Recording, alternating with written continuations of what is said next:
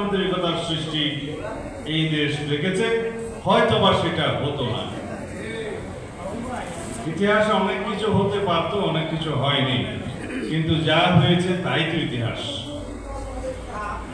মওলানা ভাসানী 69-এর গণ অভ্যুত্থানের নেতৃত্ব, 69-এর গণ অভ্যুত্থানের পটভূমি রচিত না করলে, তৎকালীন ছাত্র সংগ্রাম পরিষদের সম্ভবত 11 দফা সাথে একাত্মতা প্রকাশ করে সে গণ অভ্যুত্থান যদি সৃষ্টি না করতেন, তখন শেখ মুজিব বোধহয় জেলেই পৌঁছতেন। তিনি যদি 1948 সালের এই তো আওয়ামী মুসলিম লীগ যেটা সৃষ্টি হয়েছিল তার সভাপতি হিসেবে 49-49 23 জুন খুব সম্ভবত সৃষ্টি না করতেন,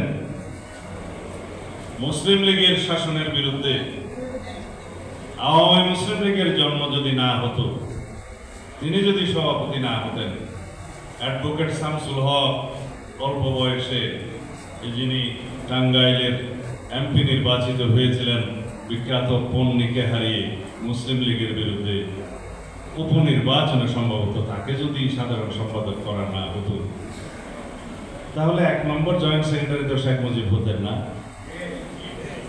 পরবর্তীতে তিনি শামসুল হককে অপসারণ করে ভারপ্রাপ্ত হওয়ার সুযোগও পেতেন না। আওয়ামী লীগ আজকাল বা আগেও কখনো আওয়ামী লীগের প্রতিষ্ঠাতা হিসেবে মওলানা সাহেবকে স্বীকার করেননি, দিবসও পালন করেননি। শামসুল হক গিয়েছিলেন তাও তারা ইতিহাসে লেখে রাখে।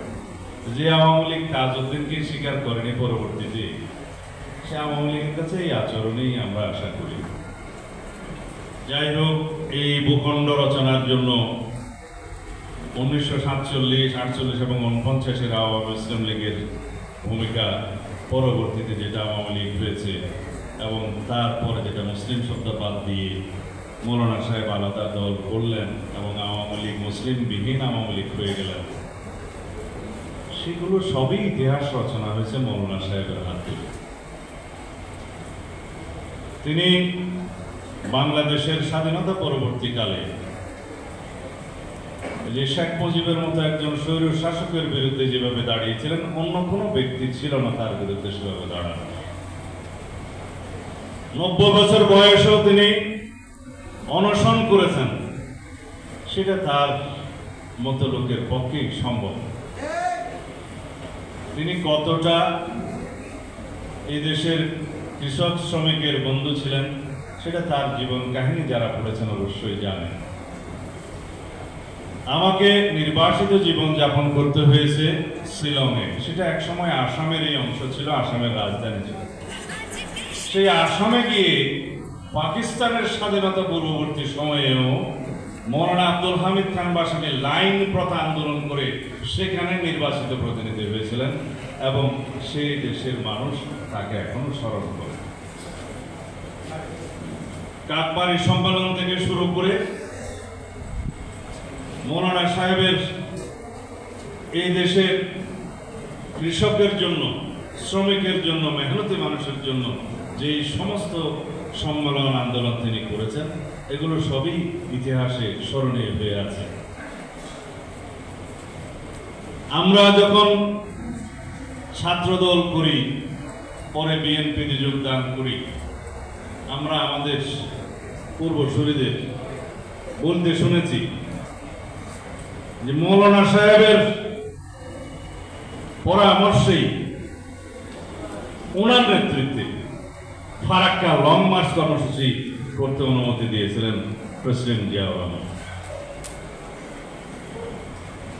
সেই ফারাক্কা লং মার্চ ইতিহাসে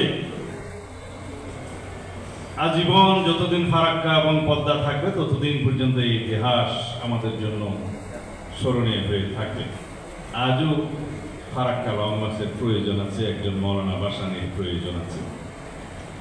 কিছুদিন আগে আমরা তিস্তা অভিমুখে যাত্রা করেছি, মওলানা সাহেব বেঁচে থাকলে এই যাত্রা ওনার নেতৃত্বে হতো। আগ্রাসন বিরোধী যে স্লোগান ওখানে লেখা আছে, আমি অনেক জায়গায় উদ্ধৃত করি এই স্লোগান, যে পিণ্ডির গোলামের জিঞ্জির ছিন্ন করেছি দিল্লির দাসত্ব করার জন্য নয়, সে বিখ্যাত স্লোগান আমাদের জন্য আর কত বছর প্রাসঙ্গিক থাকবে আল্লাহ মালুম। কিন্তু তিনি সেটা অনুধাবন করেছিলেন তৎকালীন সময়। যাই হোক, ওনার উপরে বক্তব্য দিলে তো যুক্তফ্রন্ট থেকে শুরু করে অনেক বিষয়ে বলতে হবে, সময় হবে না। আমি এবার বর্তমান প্রসঙ্গে আসতে চাই। ভাসানী জনশক্তি পার্টির এই যাত্রাকে স্বাগতম জানাই। গণতান্ত্রিক পার্টির মিছিলে আরো একটি নতুন শক্তি যুক্ত হলো। এদেশের গণতান্ত্রিক সংগ্রামে তাদের ভূমিকা অবশ্যই প্রত্যাশিত থাকবে গণমানুষের পক্ষে। এখন যে কথাগুলো বলতে চাই সেগুলোর জন্য অনেকেই বোধহয় অপেক্ষা করছে। আমি আস্তে আস্তে সামাজিক যোগাযোগ মাধ্যম কিছু কিছু দেখছিলাম, মনে হয়েছে সামাজিক যোগাযোগ ব্যবসা বা সামাজিক ব্যবসা রাষ্ট্র পরিচালনার প্যারালাল দাঁড় হয়ে গেছে সমান্তরাল ভাবে। অনেকগুলো কমেন্ট দেখছি যে নির্বাচনের কথা বললেই এই রকম সমালোচনা যেন চোখে দেখা যায় না, কিন্তু গণতন্ত্রের কথা বলে আপনারা গণতন্ত্রের উল্টা দিকে যাত্রা শুরু করবেন। নির্বাচনের কথা বলে নির্বাচন নিয়ে ধোঁয়াশা সৃষ্টি করবেন। এটা কি গণতন্ত্রের জন্য শুভ? এটা কি গণ অভ্যুত্থানের প্রত্যাশা ছিল? এটা কি গণ অভ্যুত্থানের জন আকাঙ্ক্ষা ছিল? হ্যাঁ, কেউ কেউ তার নিজস্ব কেরিয়ার বিল্ডিং এর জন্য সামাজিক মাধ্যম ব্যবহার করতে পারেন। আমরা দেখেছি, আমরাও সার্টিফিকেট দিচ্ছি যে আমাদের অনেক সহকারী উপদেষ্টা বা মন্ত্রী প্রতিমন্ত্রীর মর্যাদায় অনেক বিশেষ সহকারী নিয়োগ হয়েছেন। তাদের কর্ম দেশের জন্য কল্যাণকর, আমরা তাদেরকে প্রশংসা করি। ভবিষ্যতে অবশ্যই আপনাদের কর্ম দেশ স্মরণ রাখবে এবং আমরাও আপনাদেরকে সেই সমস্ত কাজে নিয়োজিত করার জন্য আমরা ইচ্ছা প্রকাশ করব। আমরা সকল মেধা এবং প্রতিভাকে সম্মান জানাই যারা রাষ্ট্রের কাজে নিয়োজিত থাকবে দেশের জনগণের কল্যাণে।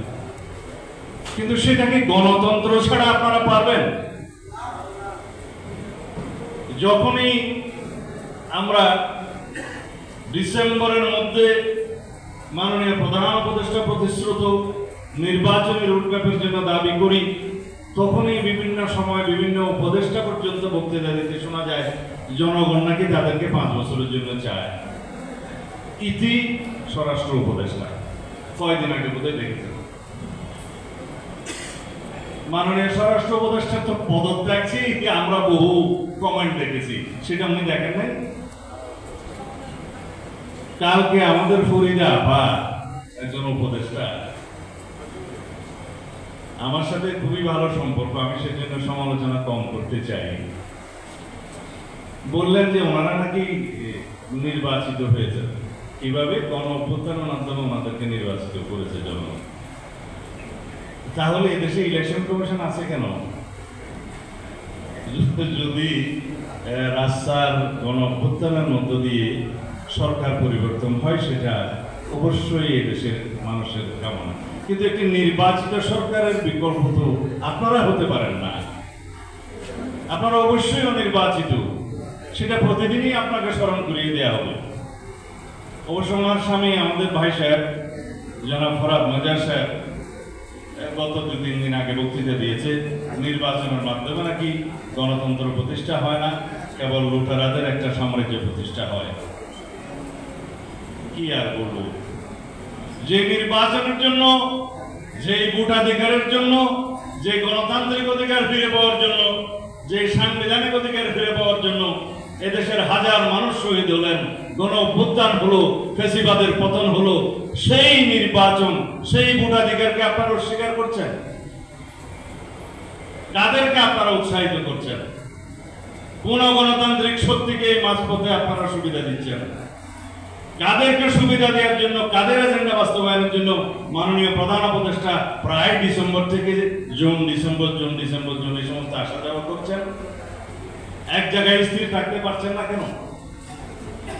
আপনি পৃথিবীর বিখ্যাত একজন সম্মানিত ব্যক্তি, আপনার এই রকম শিফটিংটা কিন্তু জাতি এবং আন্তর্জাতিক ভালোভাবে নেবে না।